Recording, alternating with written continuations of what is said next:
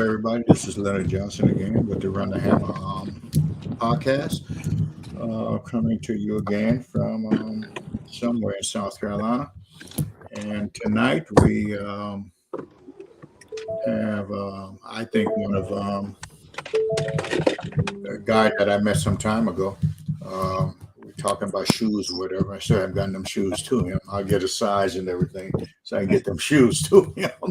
But Coach Terry from Conway High School. Before we go, I just want to let everybody know that this show is sponsored by the Leonard Johnson Insurance Agency, and this is how we sponsor everything from you and for you. And what we try to do is make this thing bigger, make it better for you and everything. But most importantly, we're trying to help people who, number one, need insurance products. Number two, need a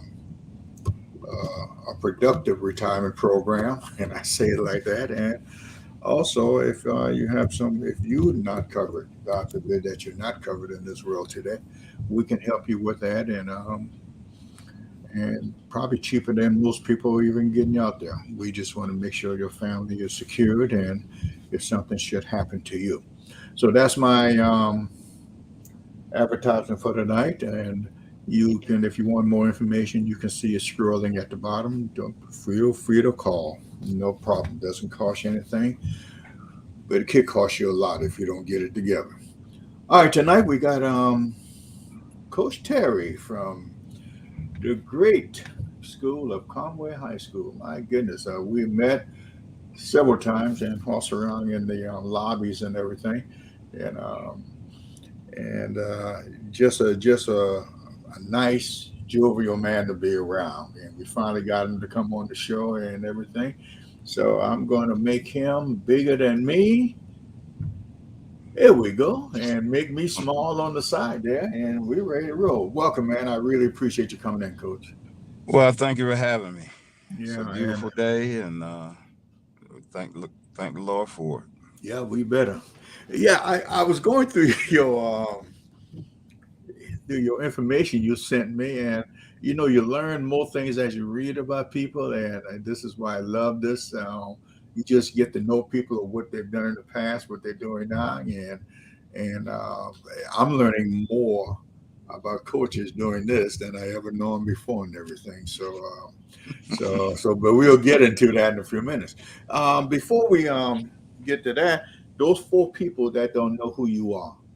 Now, the only four in the state that don't know you, and they promised me that they were going to be on the show tonight to find out who you are. Could you introduce yourself to those four people and tell us a little bit about yourself? Okay. First of all, my name's Carlton Terry.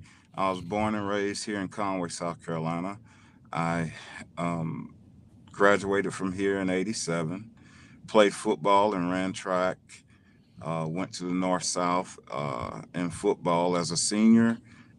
Was chosen as a team captain and played in that ball game. Went on to Western Carolina and started for 4 years there. I was a captain both my junior and senior years there. Graduated, and I knew if I wasn't going pro, I was coming back to Conway. So I came back to Conway and worked for Conway National Bank for 15 years, but also volunteered as a running backs coach here at Conway High. And I coached with my head coach from high school, Chuck Jordan, for those 15 years. And an opportunity presented itself for me to leave the bank and come here to the high school. And I got out of banking at the right time because the market crashed. The real estate market crashed in '07, '08, and I just left the bank. So uh, I guess God gave me the vision to get out of banking at that point, and I started working here. So I've been a teacher and coach here full time ever since 2007.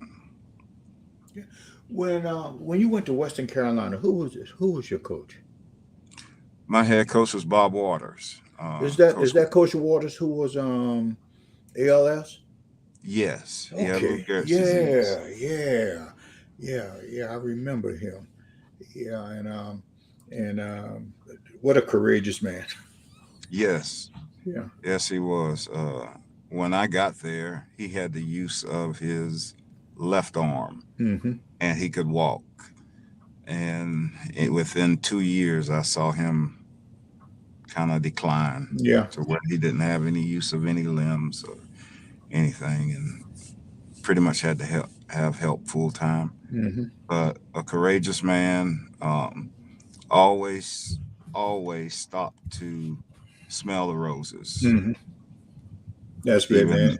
yeah, Yeah, when I saw that on your on the bio you sent me, I just said let me make sure I see if Coach Waters was the one that coached him and everything. Now you played in the North South and you were named captain of that for that team that year, and then you must have been something else other than football skill. well, I always had good people around me. So, Hmm. you know, my mom's always been a big force in my life, positive force. And, she taught me to love the Lord and do what's right. And that's kind of how I try to live life. And that was on the football field and in life. Did you um, did you meet your wife in college, or that was afterward? I actually met my wife in high school. Look out, man! So she got you locked in a long time ago.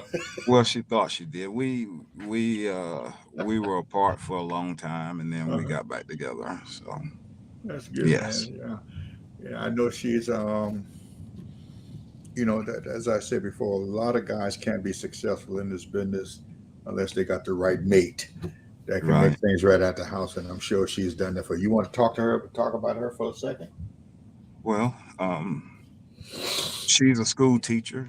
She teaches across the border at a charter school, and she leaves the house about 6:30 each morning, and she teaches first grade, and she loves it. She loves football too. The only thing we kind of fuss about is she's a Clemson fan, but And we I won't s- hold it against her. and I assume you are a Carolina man. Well, I have so many players that's gone to Carolina over the years. Uh huh. I support Carolina because they have Okay. our players. I originally was a Clemson fan because You were? my cousin went there. Who's your The cousin's old, name? the old rubber duck, Lester Brown from Myrtle Beach. Okay. So I was a big Clemson fan. But over the years, probably the last 20 years, they hadn't taken any of our players. So Okay. I, I support the people who support our kids. Yeah, I got you, man. That's all right. That's a good rule. That's a good rule to live by and everything. Yeah. And your kids? Well, my daughter, Alex, she's 26. She lives in Florida. And my son is 19. He's a freshman at Wofford. He got a scholarship to go to Wofford to play football. Okay. And how's he doing now? He's doing well. He's adjusting. He's second on the depth chart, so he's on the travel squad at this point. So hopefully he'll continue to grind and work and make his way into the starting lineup. Okay. And what position does he play? He's a wide receiver. He's a wide receiver. Okay. Yes, sir. Okay, that's great, man. That is great. To even think about um, Wofford, you need to have some books. So I'm sure under your wife and your tutelage, he got it. Well, I had to keep my thumb on him, Yeah. but we pushed him through. Pushed him through. Why did you want to enter this crazy business called coaching? Because of the influence that coaches had on me. I think coaches kind of helped shape my life outside of my family. Um, a coach has been most influential on me, and I just think the game of football teaches a young man how to become a man. It teaches them how to work together, work for a common goal, um, to be a part of something that's bigger than yourself. Um, and it teaches you how to deal with adversity. And I think that's a good lesson to learn as a young man, Hmm. especially one that would hopefully become a good father and a good husband and a good citizen in society. And you've had over the years had the opportunity to influence a lot of young men across the way. Do they ever come back? I mean, sometimes they don't understand what's going on with them until they get outside. Has any of them ever stopped by just to say thank you, coach? They always do. They Hmm. always stop by. The majority of them stop by to say hello. And the thing is, uh, let's say the guys I'm coaching now, they see the guys that come back and they say, Coach, we want to see your face light up when we come back the way it does when these older guys come back. Hmm. And it's all about building relationships with kids and, Yeah. telling them the truth. And when they come back, if they didn't, follow our lead, Coach, I wish I'd have listened to you. You told me it Hmm. was going to happen like this. But it's Well, it's always never too late to learn. That's what I always tell them. I say you can always change. that's true. You know. That is true. Yeah. And the primary reason that you stay in it now is the kids and It's all about the kids. I mean, if you're doing this for any other reason than trying to shape a young man, then you're in it for the wrong reason. Because it's not for the money.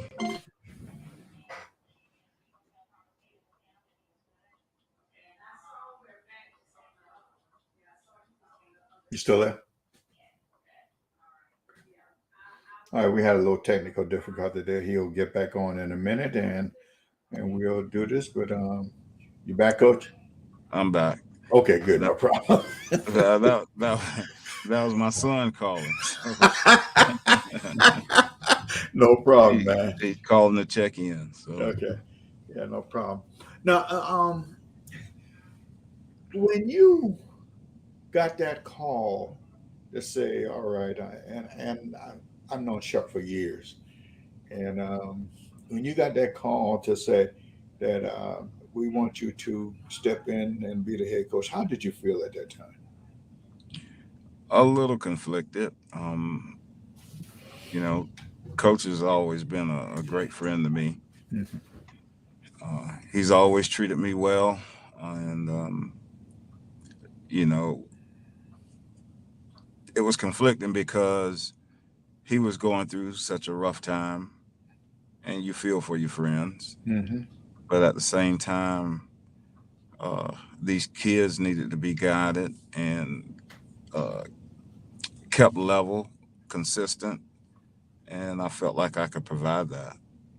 So it was a big conflict for me, but Mhm. at the end, I felt like I needed to do it in order to keep our team together because we had a great group of guys coming back with a lot of talent, and I felt like we can be very good, but Mhm. any disruptions would hurt that. So that's why I decided to continue and try to lead these guys. How did they accept you? How did you get them to start moving towards Coach Terry way of thinking? Well, I had relationships with most of the guys anyway. I mean, Hmm. as a coach, that's what you do. You try to build relationships, and from the weight room to teaching them in class to teaching them on the field, I had already established relationship. I had already established trust, so it wasn't a hard thing to do for me to rally those guys. And they know I've always been honest with them, so Hmm. I would shoot them straight. And so they gradually started trusting you because you come from there to that. It requires a shift in trust and not feeling negative towards the other coach. Right, And right. that has to be handled very delicately in order to get them to move on and Yeah. everything. So I understand. You know, I understand how to go through that thing, and it seems that you have mitigated that well. You still produce good athletes, and those guys trust in you. And that's a great testament to you that you could keep it all together and everything. Yeah. It hadn't always shown as far as wins and losses, but Hmm. we do take pride in getting our guys to stay in the weight room, start doing the right thing in class, so that they have opportunities to go on and play and attend college. And one of the reasons we do this is to help kids to live their dreams and get an education where they can support themselves and their families. So we've sent a lot of kids to college based on relationships with college coaches over the years. So that's a big goal of mine is sending kids to school. How many kids did you send out last year? Last year, Just approximately, you have to be the exact number. just three last Just three last left. year, just three last year. Okay. My son and then two others. One went to Newberry, and then one went to North Greenville. Hmm. Okay. Now you got this thing called an administration. Yes. How's that relationship? We have a great relationship. I'm always wanting more. They can't always provide it, but Hmm. they do everything they can to try to help me with coaches, backing me up with uh, the student part of the athlete.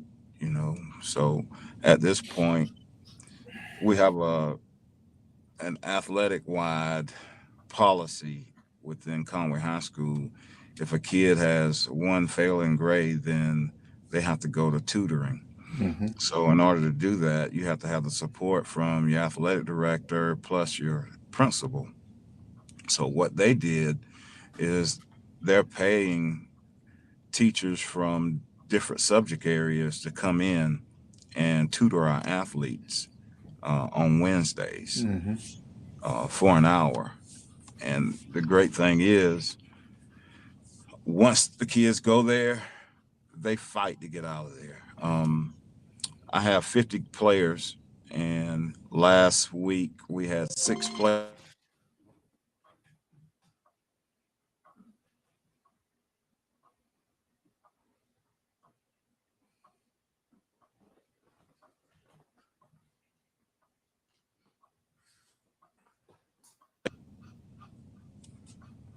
can you hear me? Yeah, I got you. Go ahead. Okay. We had six players that had the tutoring, and this week I just got the email today.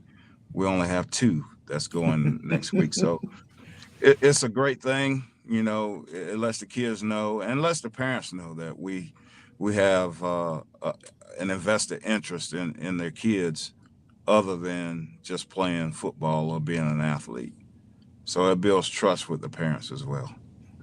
Now, do you have somebody who on your staff that specifically look at academics, or do you have a team working on that? Or how does that work? I have access to Power School as Hmm. an administrator, which is the platform that you go look at grades. I look at the grades, and also our athletic director looks at the grades and goes through all the kids in the program. Okay, so you do a weekly check and Yes, see sir. where they. Okay, that's Hmm. that's fantastic. Now, do you take them off the field during that time, or do they? What's the process for them? I used to call it rehabilitation. We don't want to throw them away. We want to rehabilitate Yeah, we rehabilitate them a little bit after practice. We show them a little bit of love. Uh, We call it positive reinforcement. Okay.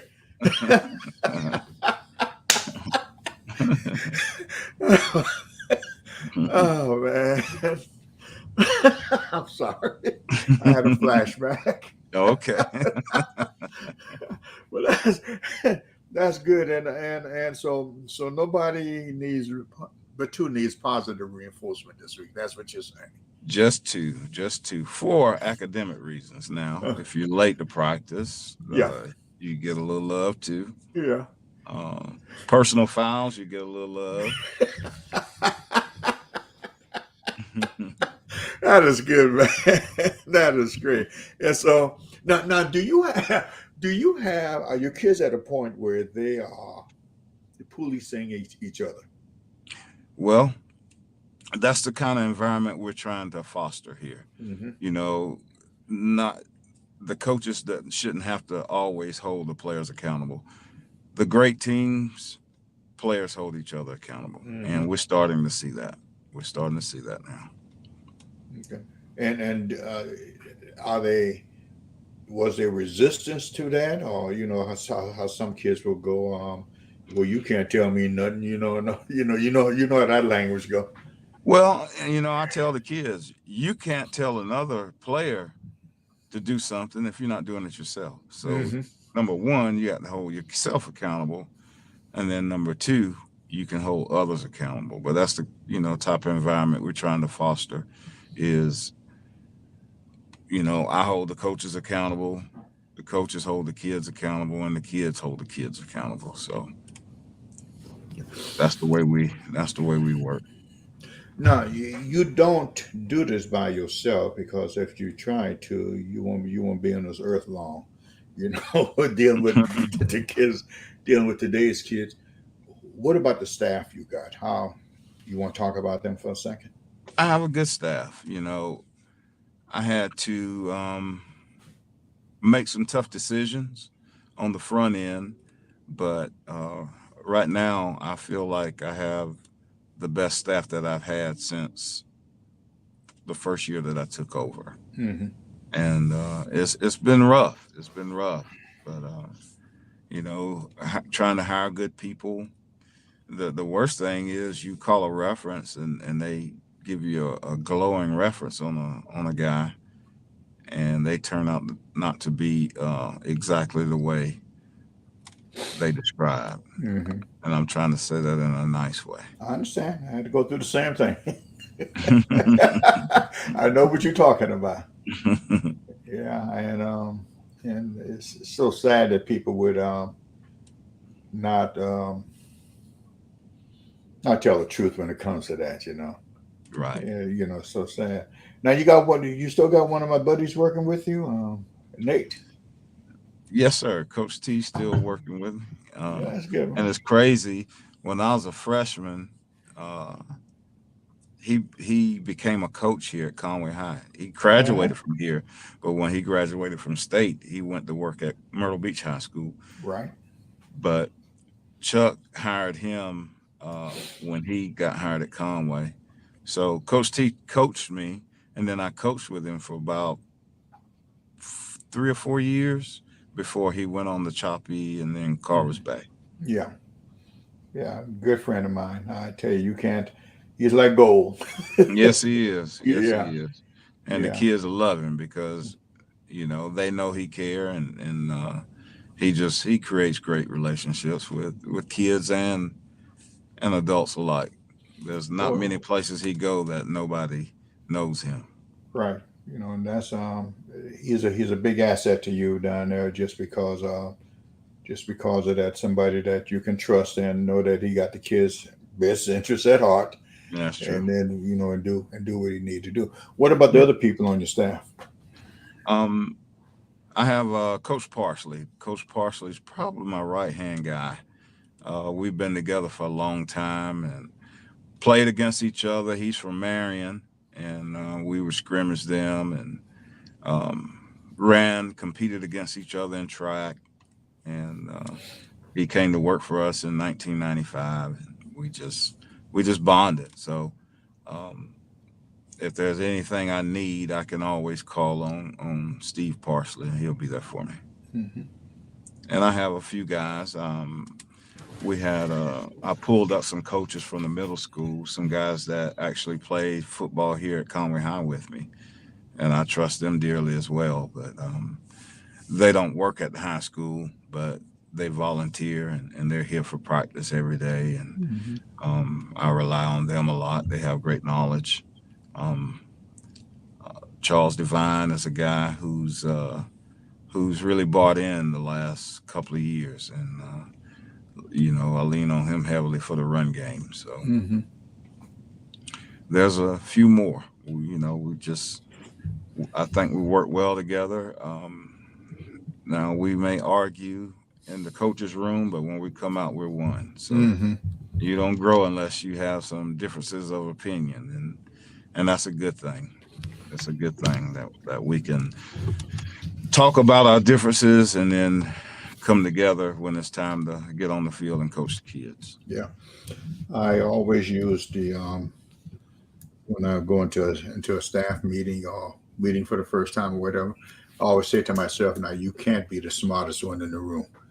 You have to hire people who are smarter than you and see if you can make that work and make it comfort and everything because you you got to get you out of the way so people can grow.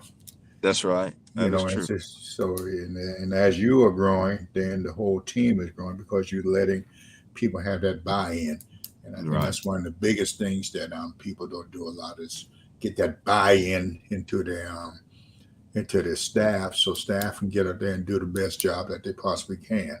You know, and what would you say to a young guy who wants to get into this business? What what do you think that the steps that coming out of college or just want to get into the coaching profession? Well, most young guys now, they want an instant position. They want to be a coordinator. They're looking to be a head coach right now. But, you truly have to go through the process. I mean, it's just like anything else. You have to go through the process, learn.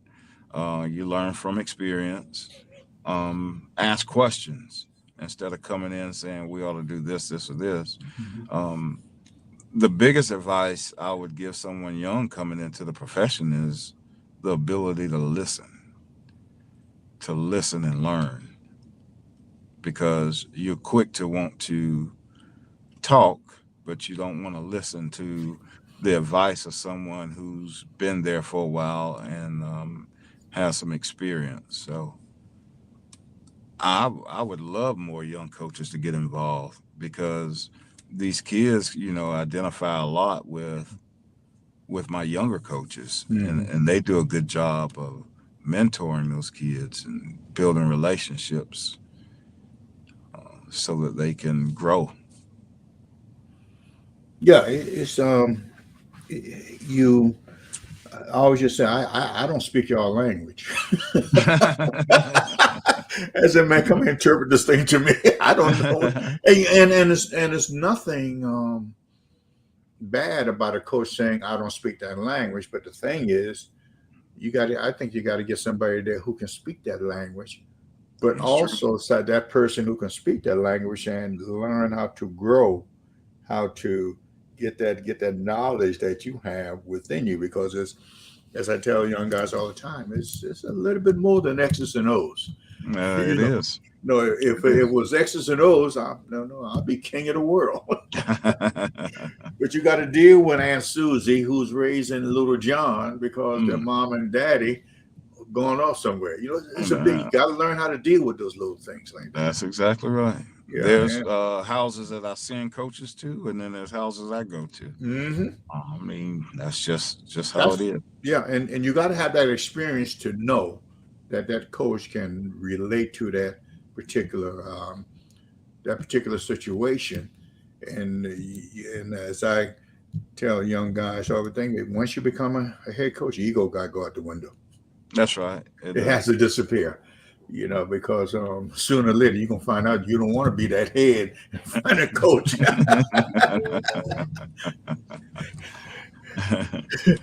Yeah, we play music sometimes at practice, and I like 80s, 70s, 80s, Mhm. some 90s music. The kids, they don't care for it, but I have to play what they like. Yeah. And I don't understand it, to tell you the truth, but it plays, and it makes practice a little more exciting for them. So Hmm. whatever helps them get motivated to run a little harder and practice a little harder, Hmm. we'll try as long as it's in good taste. I tell the kids, if I hear one cuss word, everybody's getting a little love after practice. That's right. Low love. A little love. Yeah, and I used to make it a joke about it because they would bring that music. I say, clean it up, and if I hear it again, y'all gonna learn some Frank Sinatra today. Yeah, You you know, go. you know, we got to, and it's they out there in this world today, which is different than when you came up. And when you came up was different from when I came up. But some of the things that they go through now and experience and everything, we got to be up on it so that we can mentor those kids to tell them, nah, you don't do it like that, and so that they can understand where you come from. you know, they experience so much more than, like you said, you and I coming up. I can't believe some of the stories from their home lives or their neighborhoods or some of their friends. I don't understand it, Hmm. um, because I didn't live it, but it does exist, and you have to learn how to advise those guys on what they're going through, what they're seeing, what they're living. And it's tough sometimes. It's tough for a kid who the only time he eats is when he's at school. Hmm.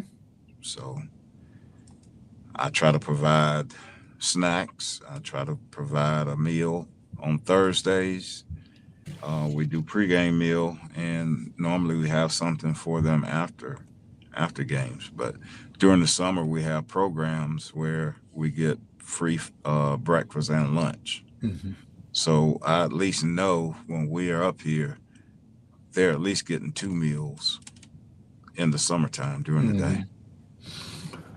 Now, how's that community support um, for you, well, for the Conway football team right now? Um, we could always use more, but our Conway loves football, Hmm. and we've been up and down over the years, but we had a great crowd here a couple of weeks ago when we played North Myrtle Beach. We had great support Friday, and this past Friday night when we went to Loris. I mean, outside was packed. So they're coming out. We have, like anything else, we have certain people who support us financially, no matter what. I have the churches that feed us pregame meals on Fridays. So most times, if you reach out and you're reasonable with people, um, they'll try to help you any way they can. So this thought that everybody has from outside, Conway is not a bastion of you can get any and everything you want. All somebody I do is write a check. That's not Conway, right? It may have been one time, but it's not today. Uh, well, it's always good to get the community involved because I believe it gives them ownership, and Yes, once people have a feel of ownership, they'll do anything to make sure that thing stays afloat. And that's true. and so I think you're doing it right. Because you never know when that thing's gonna happen. But if you build that good solid foundation, it's gonna pop. It can't help but pop forward Yes, because sir. you have done the right thing. Now, a lot of teams have suffered with their uh, JV ninth grade programs. How are those programs going for you? My ninth grade program, well, I don't have a ninth grade program. Our JV program, this year we have about 70 kids out, and that's Wow. probably this increased every year since I became the head coach.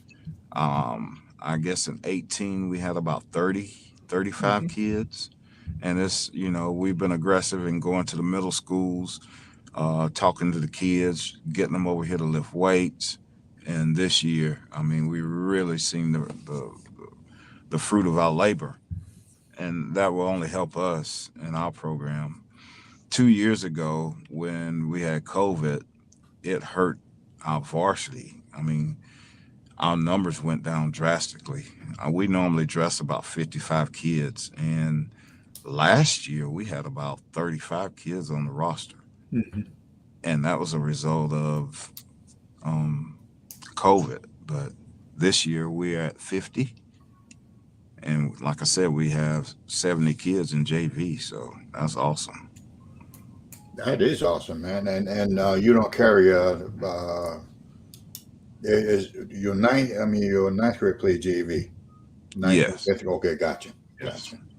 That's a. I've never had a team over 25. I just look and say, what would I do with all those kids? Well, this is my thing. If a kid's coming in, Hmm. lifting weights, running, doing everything we ask them to do, um, I can't cut a kid. Hmm. Now, I said there's 70 kids out for JV. I didn't say 70 football players. I got you. I know exactly what you're saying. Yeah, I hear you. But you never know what that kid may turn into. You That little never know. freshman, as a senior, may be able to help you in some way.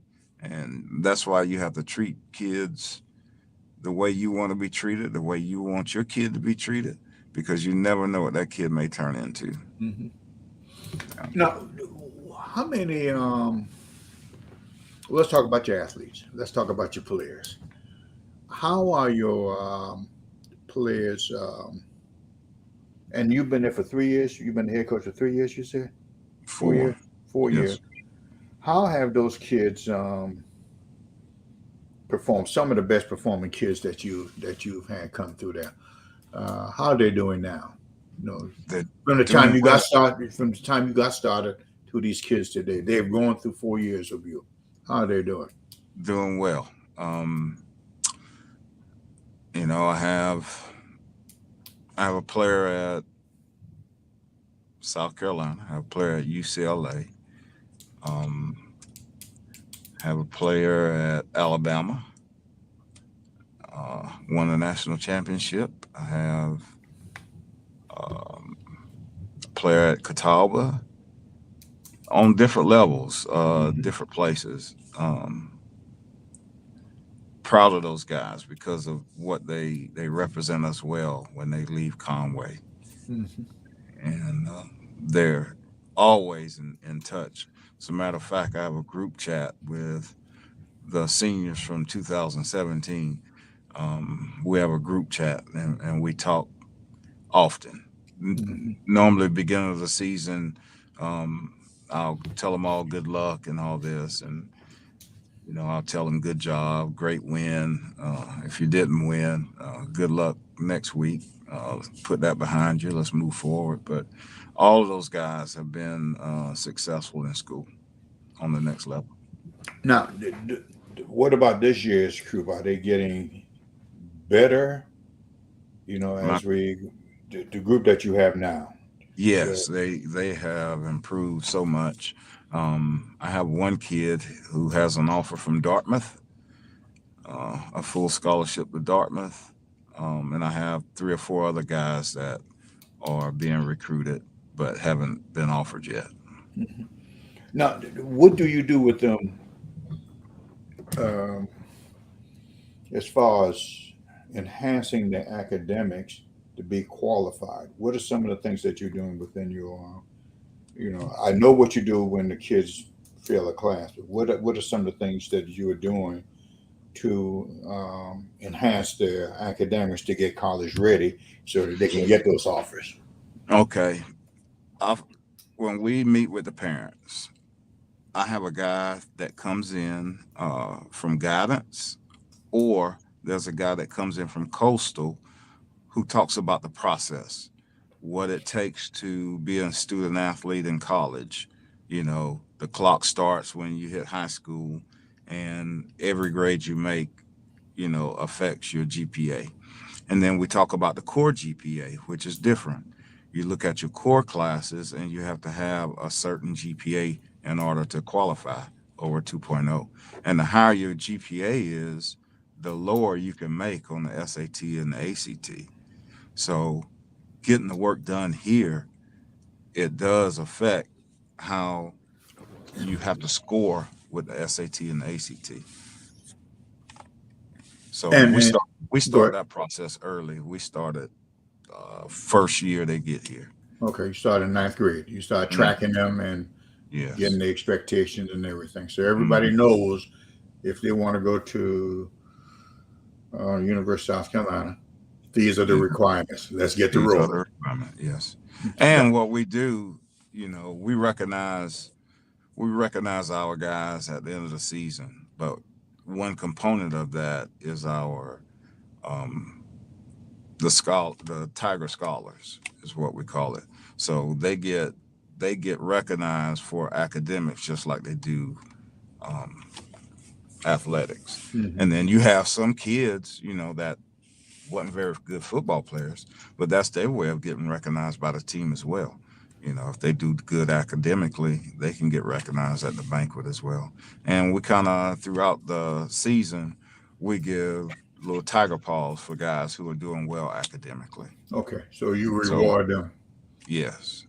Mhm. And I make a big deal out of academics, guys who are National Honor Society kids. I just try to make a big deal out of them, just like I would a guy who scored 3 touchdowns and helped us win a game. hmm Yeah, that's fantastic. Hey, you talking my kind of language there.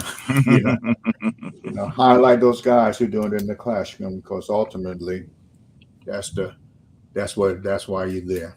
All Yes, this other stuff is a result of what you do in your classroom. Now, right. how do you monitor this? Do you have somebody? I know you said that you and athletic director monitor, but is there anything else you do to monitor their academics during the school year? Well, during the season, we send out grade reports, what we call grade reports. And for the grade reports, I'm not actually looking at the grade because you can't punish a kid for not making a good grade. But you can punish a kid if he's not giving good effort and doesn't have good conduct in class. Because as you know, if your conduct's good and you're paying attention and you give an effort, you're gonna pass the class. Okay, everything's going to fall after that. Right. So we punish them for bad conduct and lack of effort. hmm No, And let me they could be passing the class, but if they have bad conduct, then we're gonna show them a little love after practice.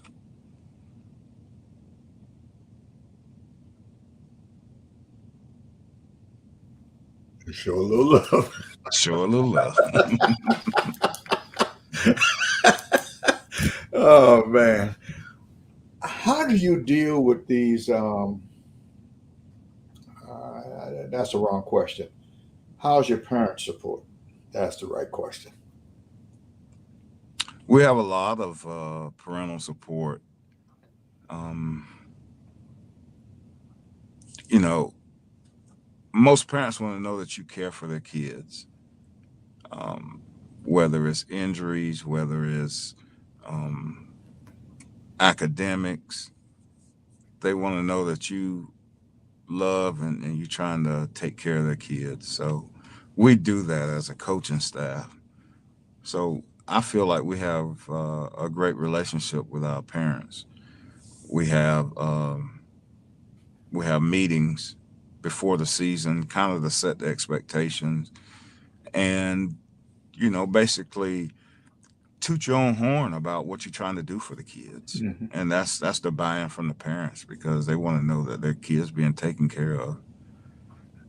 We could always use more support, of course, of um, trying to portray the same thing that we're trying to do here at the school. We would, love for them to push them academically at home, but that's every program. Now you spent all of your time. It just dawned on me. You spent all of your athletic career, minus 4 years, at Conway. At Conway High, yes, Yeah, so you know the place inside out. yes, sir, I do. That is great, man. A lot of guys don't have that luxury of doing that. Yeah, that is great. How does that feel, man? To know that I, you. it feels like I'm living a dream, really and Mhm. truly. Coming from this place, coming back to a place that I love, that has made me who I am today. I feel like the sky's the limit for these kids, and they know that they can do it because I'm standing proof. Or we got Brian Edwards, who's in the NFL. He's proof that you can come to Conway, little old Conway, and make it.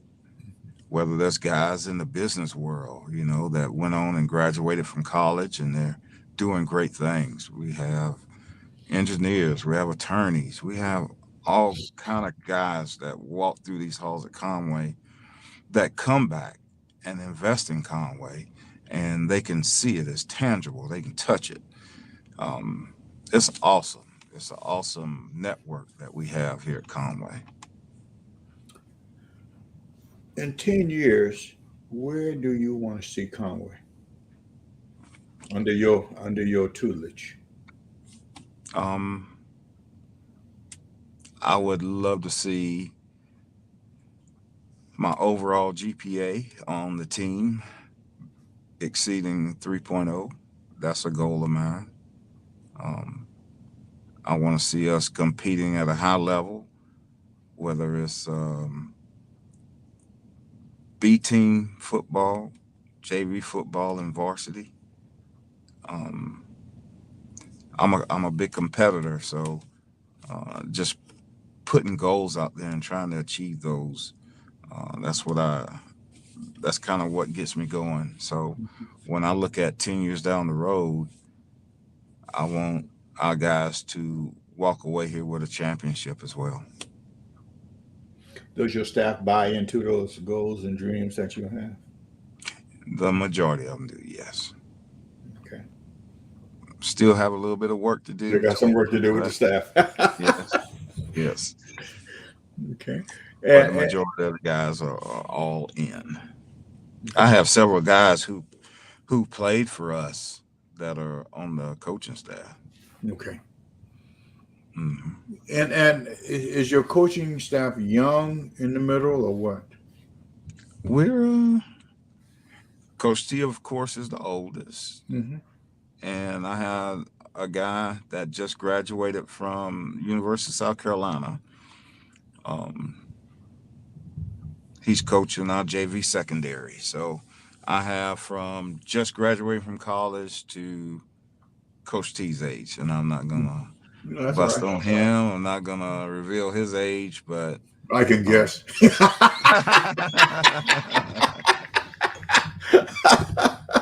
Yeah. Yeah, that's a good mixture, man, because you got to have guys on the staff who can reach back and say, "Young, come here, young blood. Let me talk to you." yeah, I Yeah. mean, I have a guy who coaches our receivers who played at the University of Michigan. Well, graduated from Conway High, Uh-huh. played at the University of Michigan, played for Kansas City Chiefs, and he has injury, a back injury, which prevented him from playing longer, and he came back home, Hmm. and he's helping us. He doesn't work at the school, but he's giving his time to help our young receivers. So when I say it's tangible, they can reach out and touch Coach Hemingway. Hmm. You know, he can tell them things. Well, you got it going on, man, and and this is why I do this because um, people make the mistake of looking at W's and L's, and why you not scoring 99 points a ball game and all that. But it's more than that. It's It much is. more. And people just have to take a chill pill and just wait. As I call it, just let let it work out. There's a plan. As long as you Yeah, got a plan, there's you definitely a you plan. yeah, you work it on. Well, we almost at the end of the statement. Dog, boy, time does fly. Um, I always end the show with two questions, Okay. and they're not that hard. But if you had 1 hour to spend with two coaches, well, not necessarily, but one coach and one non-coach, an hour to spend with a coach or a non-coach, who would those people be and why? Take them in any order that you wish. Um. Hmm. It's a good question, and I'm gonna have to think. I'm thinking on that because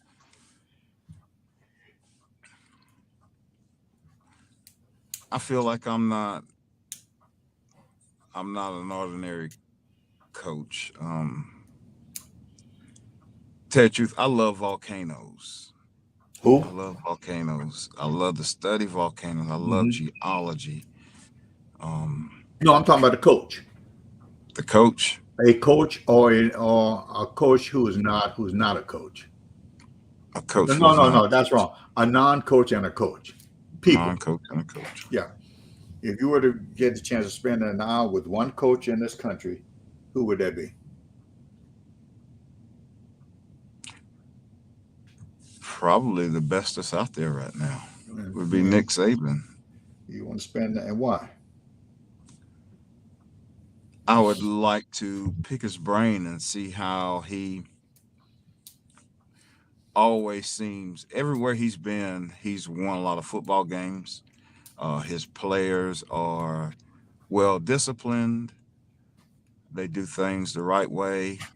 Even when you look at them on the sideline, I'm a stickler for particulars. Um, when you look at his team on the sideline, there's never really somebody telling those guys to get back. They toe the line and they don't move beyond that line. And that's a small thing to look at, but championships are won by doing the small things. Okay. So Nick Saban would be uh, one guy. And a non-coach? A non-coach would be Earl Campbell. Okay. Earl Campbell was my favorite football player of all time. He was a running back, and I was a running back, and I always wanted to emulate what he did. Hmm. But I would love to spend an hour with him, just talking about running the football and life, because he's a successful entrepreneur as well.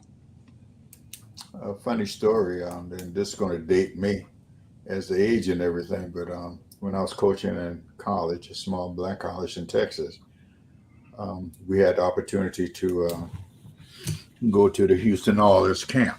That's when they first brought this some program out to help minorities and everything. And Mm-hmm. we would go and spend a week with the whole staff would go spend a week with that NFL team. Is Uh-huh. what they do with the mentorship things that they're doing right now. That got Yeah. started way back then, and Right. the Houston Oilers. And we went to the Houston Oilers that year, and wow, we met some of those guys, man, and especially Earl.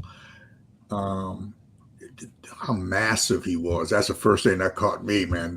How big this man's leg was. That's number one. Mm-hmm. But how much of a gentle, being he was, Yes. and to dish out that kind of punishment and to take that punishment, yet he was just a gentle man, and Yes. I always remember him, and he was a beast, and he took a lot of punishment, and he was the epitome of what a running back should be. That is true. Yeah, so that when you said that reminded me of that week I spent. We spent talking about the staff we spent up there. Well, Mm-hmm. well, man, I really enjoy it, man. But time goes by fast. It I does. learned a lot about you, Well, thank you. Thank you. we would pass each other in passing and stop and talk and everything, but we never got to know each other. And I look like I know you like my brother now. All right. Yeah. And what size are those shoes? Your shoes? Because I haven't forgotten. Did you see you? I'm a 13. 13. Yes. Okay. I see. I haven't forgotten now, and I like to pay my debts because I promised you that I would do that, and I never got a chance to get it done. But it's going to get done. Okay. All The right. same color that you asked for. Okay. Yeah.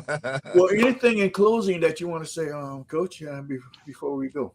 Well, I appreciate your time. I appreciate you inviting me on the show, and I hope I gave some people some insight of what I try to do, what I'm trying to get accomplished here, and a little bit about Conway High School and how special it is.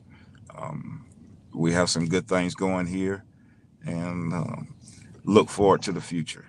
Oh, that's great, man. Well, I am thrilled, and this Madonna is all mine to have you on. It really is because I think you're a great coach, and you're doing some great things down now.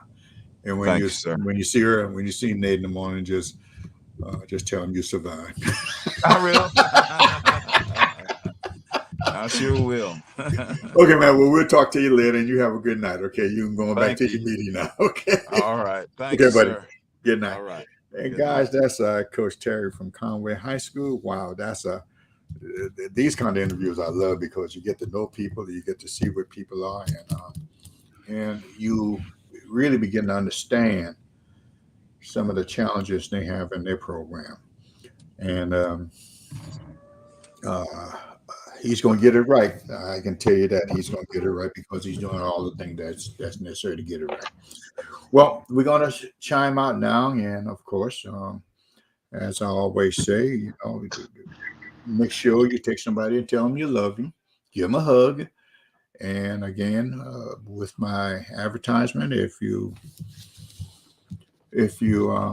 need any type of insurance assistance, just let me know. And your number's been screaming across the thing. Give me a holler, and we'll see if we can get you going here and get you all fixed up. Until the next time, have a good night and take care. Good night.